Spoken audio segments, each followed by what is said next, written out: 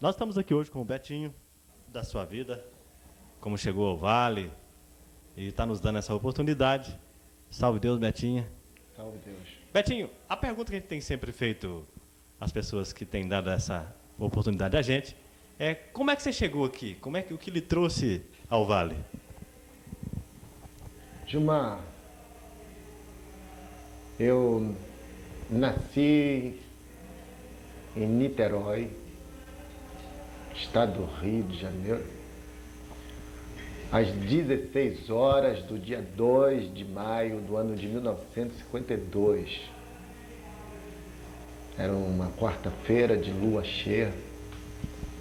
Eu nasci no centro da minha madrinha, tia e madrinha, irmã do meu pai, que meu pai passava umas dificuldades e morava no centro da minha madrinha. Tinha uns sobrados lá e no meio de uma seção eu nasci dentro do centro. E aquilo, cresci, vivi ali, com meus 10 anos, viemos embora para Brasília. E sempre olhei esse lado espiritual, sempre acompanhei centros, mas nunca desenvolvi, nunca me falaram de mediunidade, nada disso. Gosto da igreja, gosto dessas coisas religiosas.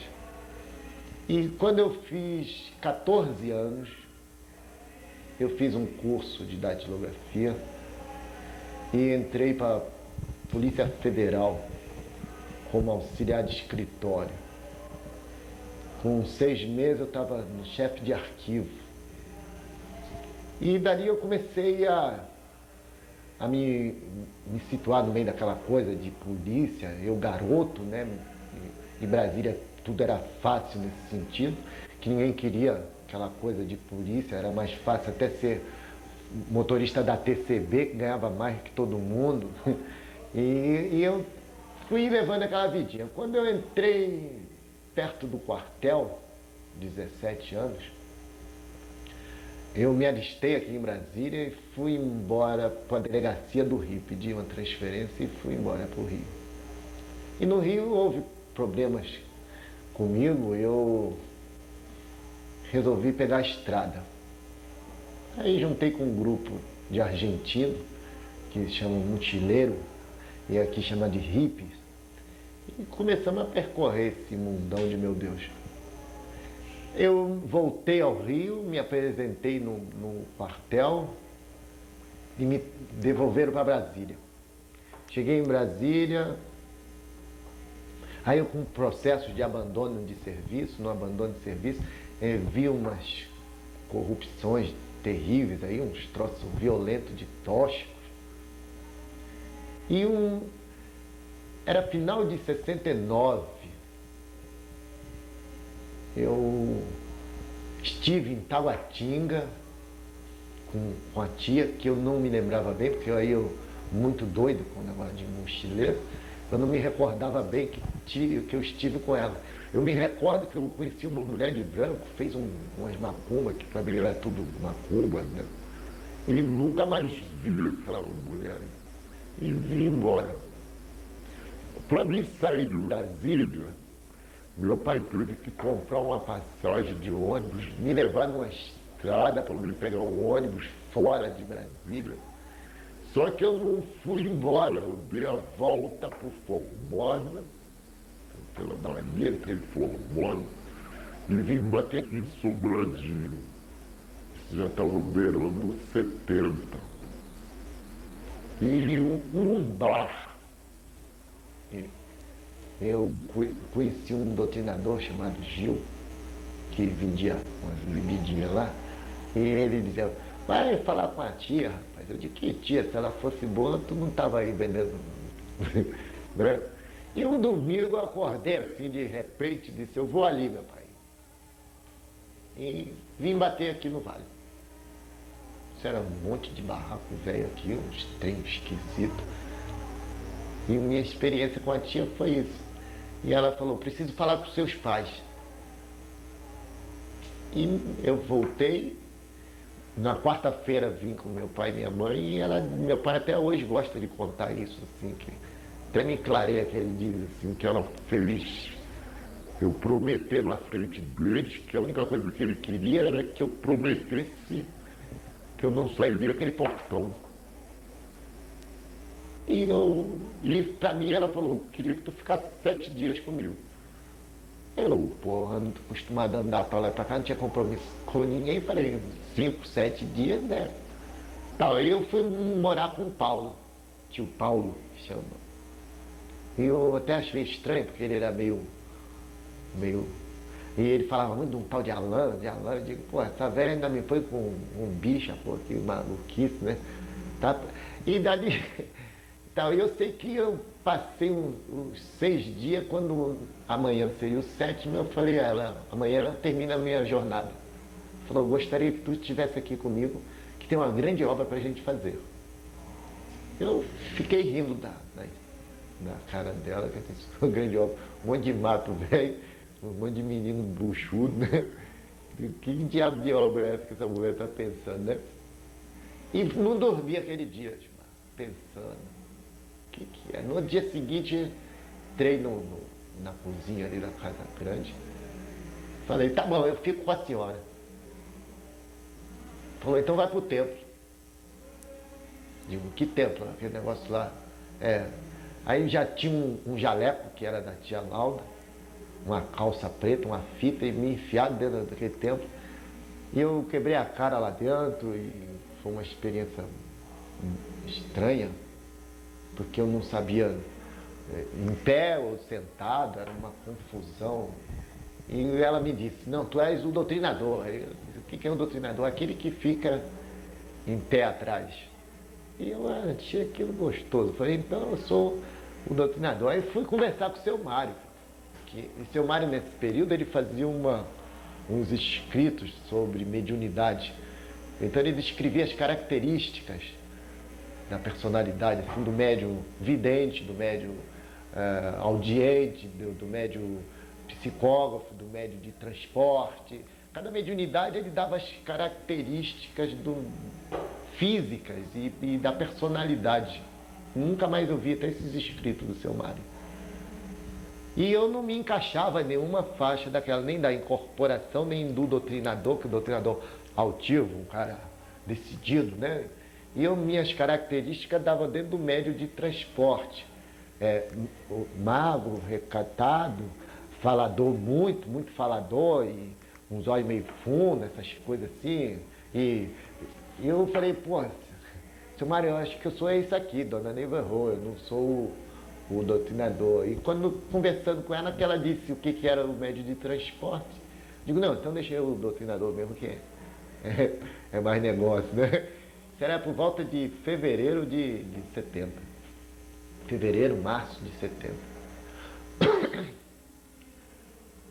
Entro no templo de noite, tinha uns caras em pé assim, aí falaram, tu é doutrinador? Eu digo, comigo mesmo, né?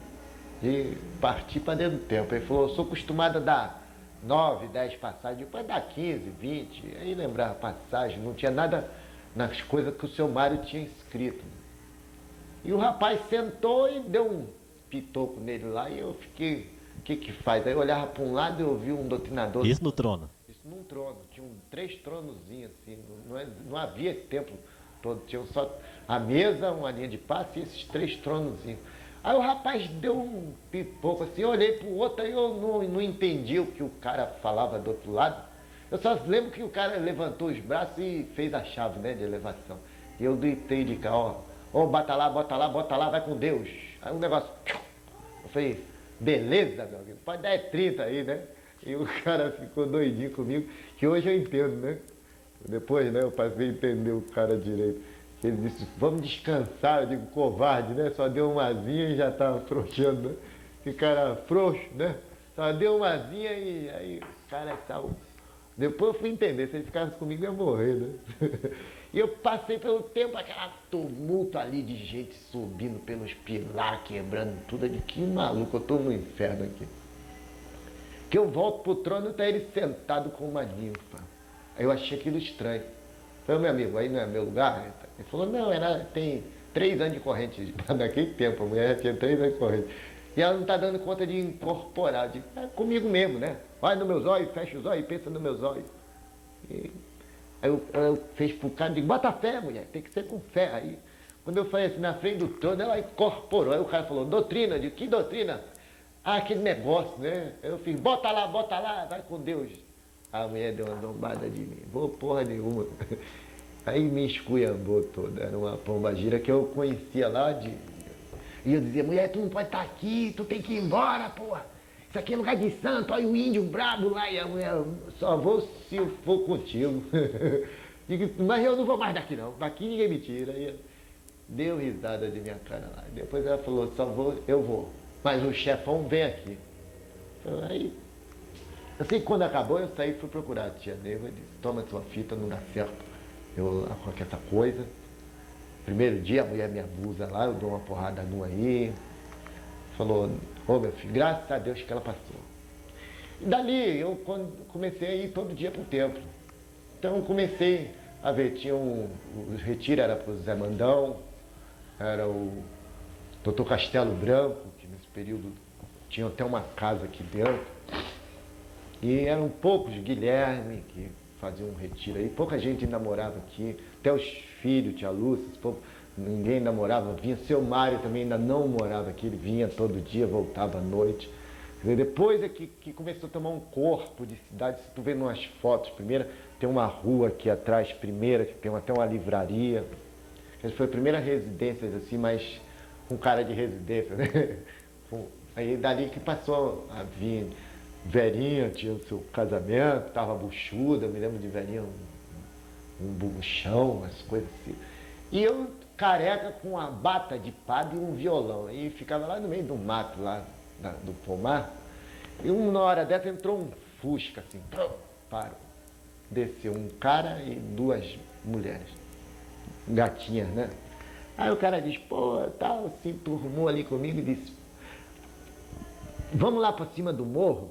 Eu digo, ó, rapaz, eu tô com ordem da tia Neiva que eu não posso sair daquele portão. Ele disse, não, a gente fala com ela e vamos fazer uma serenata lá no Morro da Cruz. Aí eu olhei as 2 gatinhas, né? Falei, pô, tô perdendo nada, né? E partimos pro morro. Era uma sexta-feira santa, sábado de aleluia. Sexta passada, então tem um...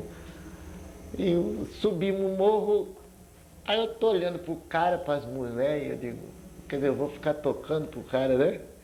Aí eu digo, e o cara nada, né? Eu digo, pô, rapaz, tu não... Era o Lorival, o espirro, com 2 ninfas aqui, de Goiânia, que eu nunca mais as vi. Uma chamava Ângela, a outra não sei. Eu digo, ô, cara, tu não vai... Ele falou, não, é tudo irmã. Eu digo, que irmã, rapaz? Um céu desse aqui, cheio de estrelas, né? Uma viola, e tu vem com o negócio de irmã. É irmã, rapaz. Eu digo, que irmã, salve Deus, nada. Então tu toca aqui. Eu falei, que coisa mais maluca esses caras com o negócio de irmã. E nesse período eu queria abrir a corrente mestra. Que eu prestava atenção no seu Zé Mandão muito.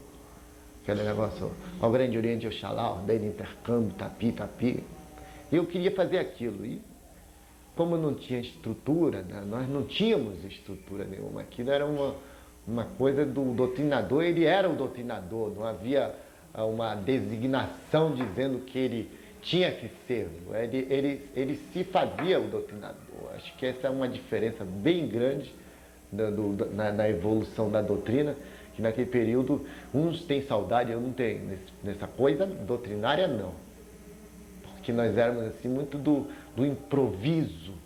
Se você viu o problema e pegou, então toma que é teu, né? Então se vira. Então ninguém... Acho que é uma coisa que custa muito explicar isso assim, porque que naquele tempo o médium era mais autônomo, seria isso. Que hoje, para fazer um trabalho especial, precisa de autorização, de trino, de não sei o quê. Naquele tempo, o cara tinha que fazer, fazia. Então, eu tenho uma ideia desse doutrinador ali muito positiva nesse sentido. Que ele tem estrutura para ele ser aquilo na hora certa. E se tu pegar a carta do Nestor cá na frente, ela diz isso. Que foi um grupo de jovens que subiram, foram fazer um curso com os mestres, com um mestre, né? Depois de tantas aulas, e na hora de descer, ele disse, qual é a máxima de um discípulo? Ele diz, a caridade sofredora, né? E quando eles descem, tinha uma senhora passando mal com um filho passando mal, uma coisa assim. E aí um faz elevação, outro faz uma incorporação e resolve aquilo. Quer dizer, esqueceram ou fizeram o que tinha ali na hora. Então acho que o doutrinador tem muito dessa coisa do momento. E ele hoje é rotulado por leis. Eles estipulam leis que foram feitas para rituais e colocam leis como conduta moral. Acho que é essa a diferença do livro de leis. Que ela foi feita para mim não falhar, para dar uma ideia correta de um ritual, mas não por uma conduta moral. A conduta moral eu adquiro ela através dos rituais, através da minha forma de compreensão do ritual. Aí eu adquiro uma conduta moral. Então essa é a visão do doutrinador. Então, como ela não... Isso aconteceu foi comigo, porque eu estava no auge da força doutrinária, assim, incorporei atrás de um preto velho doutrinando. Na hora que eu fiz a chave, louvado São João, perdi tudo, assim, ó. E era uma coisa estranha falando dentro de mim, eu com os olhos abertos, e Michel estava desenvolvendo. E ela mandou, senta aí com ele aí que ele está incorporado. Fecha os olhos, e um fenômeno totalmente estranho daquelas manifestações que haviam. E ela disse-me, graças a Deus, Gestude, no quarto dela, que nós conseguimos a voz direta. Seja você mesmo, meu filho, toda a vida. Mas quando sentar com um doutrinador, tire o Betinho como fosse paletó, põe num preguinho e deixa essa coisa falar que o doutrinador está ali para isso. E acabou, pega esse Betinho e toda a minha vida foi assim. Até nas minhas voadas que dei aí, que muita gente pode até ter uma ideia que não tem, né? Mas alguns podem ter uma ideia, Betinho muito doido, que saía, tomava umas biritas, não sei o que, eu tomei sim, foram 4 vezes que saí sob os olhos dela, com consciência do que estava fazendo, dentro dos olhos dela, nunca longe dos olhos dela e nunca desafiando os olhos dela. É muito diferente a minha conduta, porque num dia tia Lúcia e minha mãe foram queixar com ela, o que dá nele, né, que ele dá esses de repente, é dele mesmo, né? Não existe, dava a ideia de um obsessor, né, e ela falou, é dele mesmo, né, tem até o Alexandre que testemunha isso, no Pirapora eu estou muito bem, para mim tudo bem, de repente eu cismei e acabou, era eu mesmo, aí disse umas bocas, verdade, né? Mas é eu mesmo, depois acabou. Voltei e não continuei eu mesmo. Continuei. Essa é uma diferença que o Bálsamo sempre quis saber por que dessa diferença. Que ele atribui à mediunidade. Entendeu? A única orientação que ela deu foi que eu não entrasse em botecos, que não sabia a força que eu carrego. E nem eu sei. Se ela não sabia, muito menos eu não sei o que é isso. Então essa ideia do mundo da incorporação, Gilmar, que é o mais importante. A doutrina, ela foi rotulada assim, mestre Sol, mestre Lua. E se vê tudo o doutrinador. O médium de incorporação naquele tempo, e hoje ele sofre as mesmas intempéries, é porque a tia só fez para o doutrinador, porque a tia só escrevia para o doutrinador, porque a tia só deu iniciação para o doutrinador, que a tia só fez o ritual pelo doutrinador. Hoje, o Ajanã diz, que o ritual só quem comanda é o doutrinador, só quem comanda é o doutrinador. Ele quer sempre fazer um duelo. Esse fenômeno, ele é mediúnico.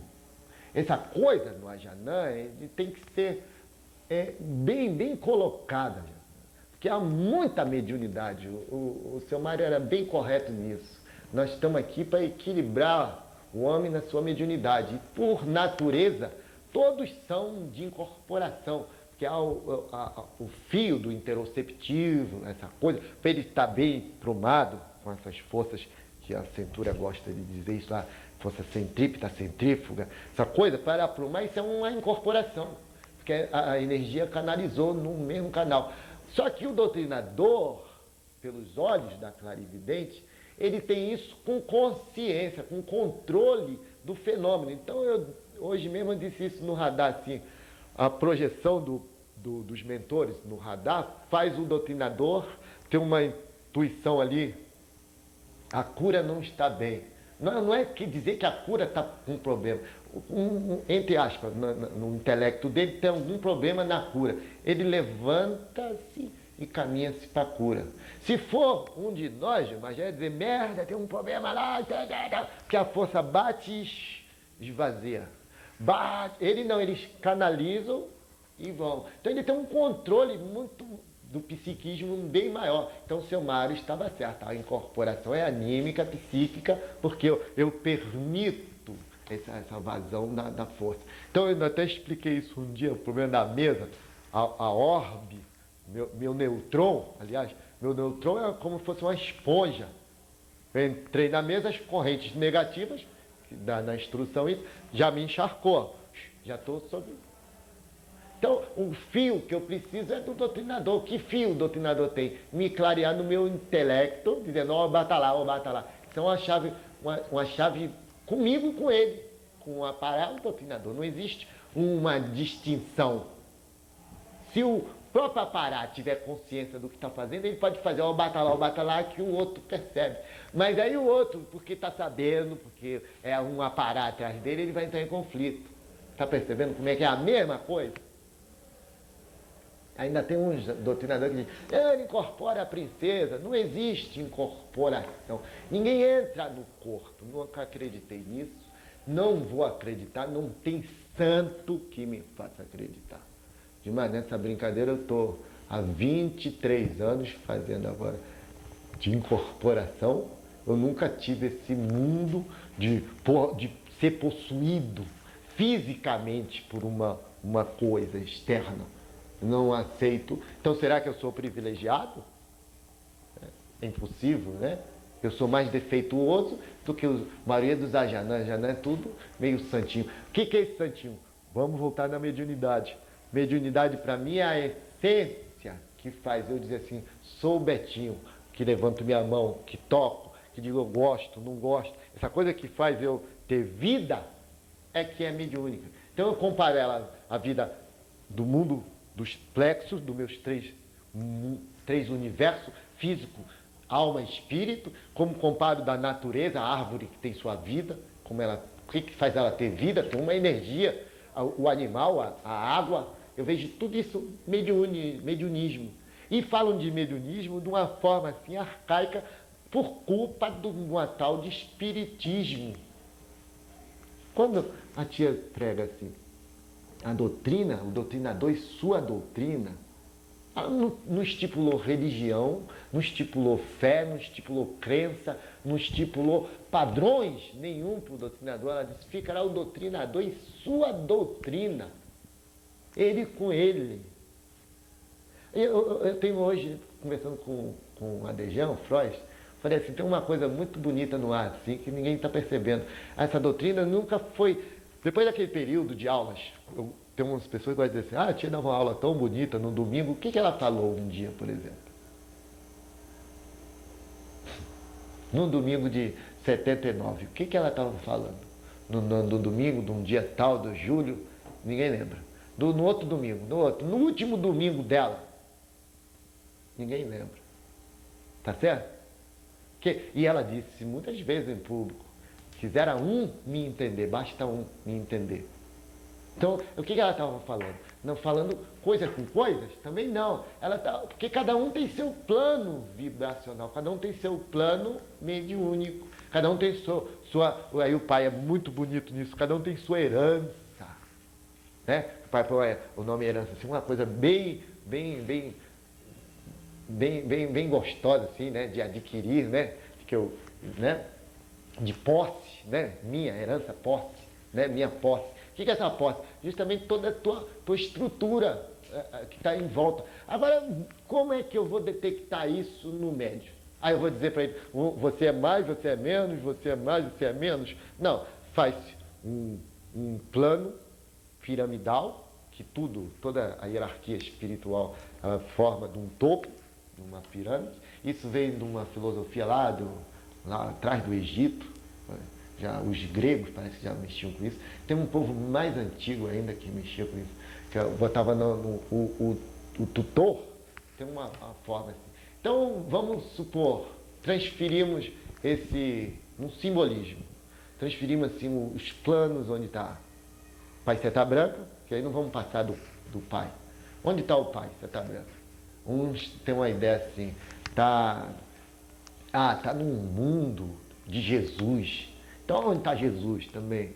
Aí um dia seu marido disse, pode ser que esteja nessa estrela guia, está perto aí até da estrela guia. Então a estrela guia é uma nave. Então não é um mundo, né? Então, seria uma nave, né? Uma chalana lá que ela dizia. Então ele passou e realmente a estrela guia foi uma chalana. Então eles estavam na chalana. Mas Amanto diz que em Capela vê os olhos no firmamento.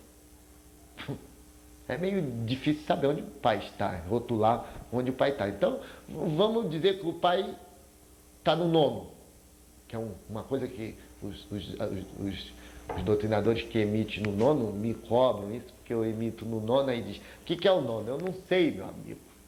Eu sei que a tia disse uma vez, dando instruções para os doutrinadores, no castelo do doutrinador, era um curso de centúria, ela estava preparando para fazer o adjunto, o continente, dessa forma piramidal, e ela disse, são 7 planos e tem 9, mas operamos até o 7º e já alguns de vocês já operam no 5º.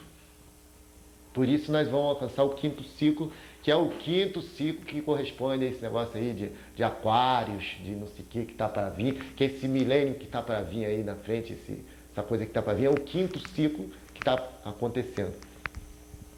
Então, que muitos doutrinadores operam no 5º. Então, interrogaram ela, e o nono? A senhora vai no nono? Ela disse, tá, eu vou. E algum de nós, ela falou, por incrível que pareça, nenhum de vocês. Só tem um médium aqui que vai. Eu estava sentado com a Ivone, lá de fora. E ela disse, só tem um Betinho, por incrível que pareça, ele não é doutrinador, ele é um aparato. É o Betinho que consegue. Aí eu ainda até brinquei com a Ivone, falei, tá vendo, pirou, eu só vejo